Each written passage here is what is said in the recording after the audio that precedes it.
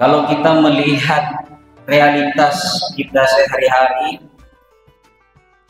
kita terkadang berada pada titik zero, pada titik nol. Kondisi psikologis kita itu kehilangan semangat, kehilangan motivasi untuk belajar, untuk bekerja, untuk beribadah kepada Allah Subhanahu wa Ta'ala. Akan tetapi, kalau kita memiliki prinsip la ilaha illallah, maka segala problem yang kita hadapi dalam kehidupan kita, baik itu ketika mahasiswa sudah belajar dengan baik, mahasiswa sudah masuk di kelas tiap jamnya ketika ada mata kuliahnya, tetapi ketika dia setelah kuliah mendapatkan IPK yang rendah, lulus tidak tepat waktu, maka dia akan tetap memiliki semangat untuk terus menjadikan kekurangan dan hambatan itu menjadi motivasi. Begitu pula bagi kita yang sudah bekerja, kadang kehilangan motivasi. Kita sudah bekerja begitu berat, begitu keras, tetapi pendapatan kita begitu-begitu saja, tidak meningkat. Tetapi ketika kita memiliki prinsip la ilaha illallah, semua kita serahkan kepada Allah, maka dalam kondisi apapun kita akan mampu menyelesaikan problem yang kita hadapi. Di dalam firman Allah dalam surah Al-Imran ayat 122 dikatakan, "Idh hammat ta'ifatani minkum an tafsala waliyahuma falyatawakkal 'ala Allah." Dalam ayat ini menggambarkan ada dua kelompok, Bani Harisa dan Bani Salamah, yang dimana mereka kehilangan semangat juang, semangat jihad. Tetapi ketika ayat ini turun, maka Allah mengatakan, wallahu waliyuhuma, Allah bersama mereka, falyatawakkal 'ala Allah, maka bertawakkallah kepada Allah. Jadi sebenarnya ketika dalam kondisi apapun kita, ya, ketika kita punya prinsip hidup, prinsip fitrawi kita, maka problem apapun yang kita hadapi, kita akan mampu melewatinya. Ketika Rasulullah SAW wafat, para sahabat kehilangan motivasi untuk berjihad di jalan Allah. Akan tetapi para sahabat memiliki prinsip la ilaha illallah, kemudian semangatnya kembali. Ada juga satu kaum ahli yang namanya ahli hisab. Tahu ahli hisab? Yang suka merokok. Nah, ini ahli hisab namanya. Walaupun dia flu, sudah batuk, sudah divonis sakit, tetapi dia tetap saja merokok.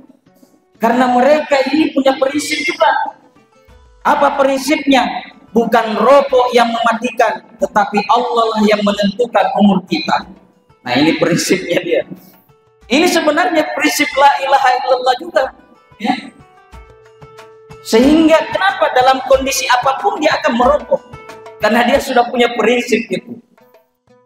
Hadirin jamaah duhur yang dimuliakan oleh Allah Subhanahu wa Ta'ala. Allah Subhanahu wa Ta'ala memberikan kita dua potensi. Yang pertama adalah potensi fujur atau kefasikan. Yang kedua adalah potensi ketakwaan. Dua potensi ini Allah memberikan kebebasan kita untuk memilih. Apakah kita lebih memilih kepada energi yang negatif atau kita memilih yang energi positif?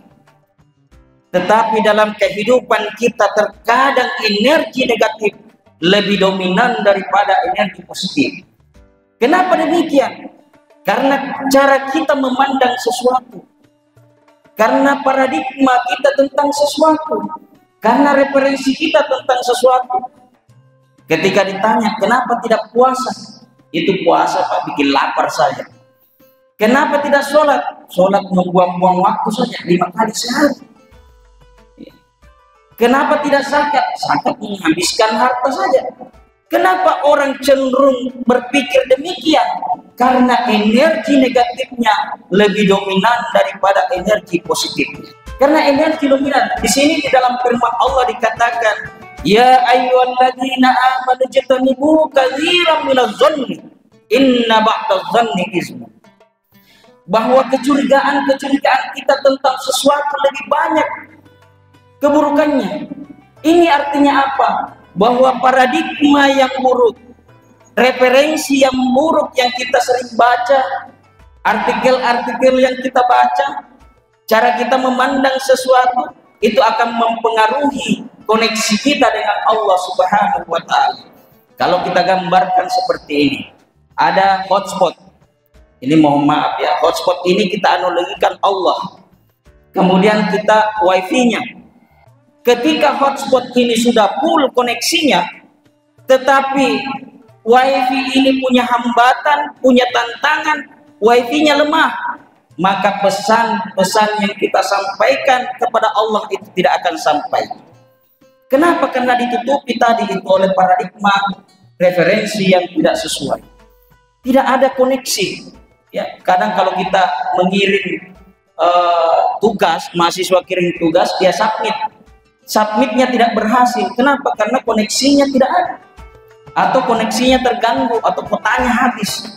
Seperti ini juga analoginya, bahwa komunikasi kita antara manusia dengan Khaliqnya harus memiliki integrasi, harus terkoneksi dengan baik, sehingga ketika kita meminta sesuatu kepada Allah, maka pesan-pesan yang kita sampaikan kepada Allah itu akan sampai dengan cepat, karena koneksinya tadi, wifi-nya bagus, hotspotnya bagus. Tapi hotspot bagus, tapi HP kita tidak suportif, maka komunikasi kita tidak akan sampai. Ya, diupdate apapun aplikasinya tidak akan bisa, karena HP-nya sudah tidak suportif. Artinya apa? Manusianya yang tidak suportif. Kenapa? Karena tadi ditutupi oleh paradigma-paradigma yang tidak bagus. Oleh karena itu, di bulan suci Ramadan ini ada dua hal yang harus kita lakukan agar supaya koneksi kita dengan Allah Subhanahu wa Ta'ala tetap terjaga dan stabil dengan baik. Yang pertama adalah muhasabah. Apa itu muhasabah? Introspeksi diri. Mengukur diri kita, wah saya sudah bagus. Tetapi muhasabah ini tidak cukup. Menilai diri kita ini tidak cukup. Kita menganggap diri kita bagus, tetapi orang lain tidak menganggap kita bagus. Oleh karena itu yang kedua apa? Yang kedua adalah muraqabah. Muraqabah adalah bagaimana pandangan orang lain terhadap kita. Dari kata rakabah, yurakibu, rakib dan atib. Jadi rakib atib itu adalah yang mencatat keburukan kebaikan. Boleh jadi menurut kita sudah baik, tetapi bagi rakib atib, bagi Allah itu belum tentu kita baik. Sama juga di dalam kampus kita ada namanya SPMI, Standar Penjaminan Mutu Internal. Boleh jadi mutu kita secara internal kita menganggap itu baik, tetapi secara SPME, Standar Penjaminan Mutu Eksternal, kita mengatakan Anda belum baik, Anda belum unggul, Anda masih baik sekali. Sehingga inilah yang harus kita lakukan. Tidak cukup dengan muhasabah, tetapi kita harus ikuti dengan muraqabah. Saya kira itu saja kultum saya hari ini, kayaknya pas-pas. Demikian, mohon maaf jika ada salah dan kata. Mengambil laundry di rumah Nisa cukup sekian dan terima kasih. Wassalamualaikum warahmatullahi wabarakatuh.